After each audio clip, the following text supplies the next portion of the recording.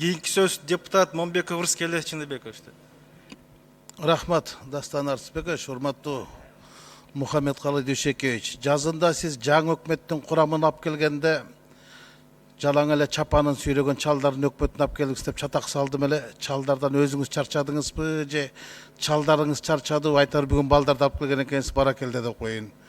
Эмдигиде дагы бир социалдык коргоо министрлигине, маданият министрлигинин башына да ушуга окшогон, Чыңгызга окшогон жаш балдарды алып келет деп ишеним чоң. Анан алгачкы суроосу өзүңүзгө берейин да.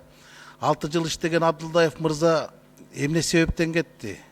Элчиликтеги коррупцияны себебинен кеттиби же башкача бир негиздер менен кеттиби? Эми ал Эрлан Бекешевичти биринчиден жанагы ар кандай коомдо талкуу болуп аткан маселелерде түрткү болду деп ойлойм. Бирок ал коррупцияга малынды деп айта албайм, себеби дегенде азыр териштирүү иштери жүрүп атат. Анын аягын чыгып өзүлөрү айтат болуш керек. Экинчи жагынан ал киши да ушул моралдык жагын карады.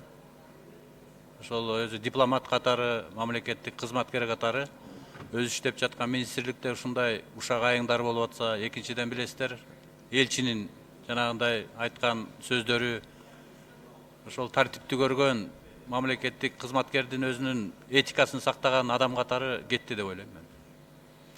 Рахмат, эми 6 жыл жакшы эле иштеди. Тышкы саясатта дагы элчи катары дагы өзүн көрсөтө жакшы иштеди. Эрланга деле мен ойлойм, мамлекет башчысы тарабынан элчилик кызматтар сунуш кылынса керек деп.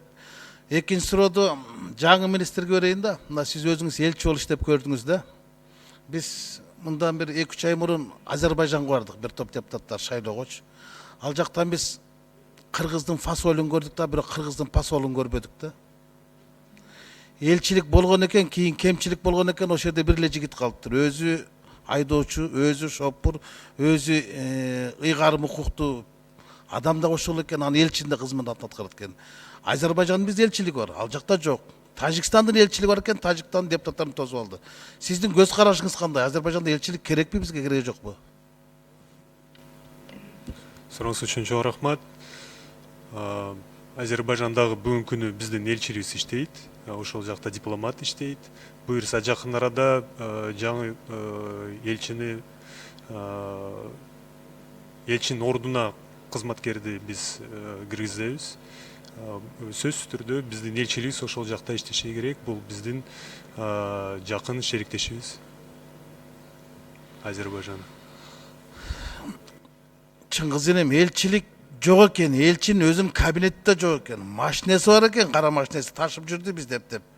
Айлыгын билбейм, байлыгын деле билбейт экен, бирок ошону карап көрүңүз. Анан экинчи, сиз жөнүндө мындай көп маалыматтар чыгып атат да, эми Иманалы Айдарбековду билбеген кыргыз жок болуш керек. Атактуу манаптын тукум экенин билебиз.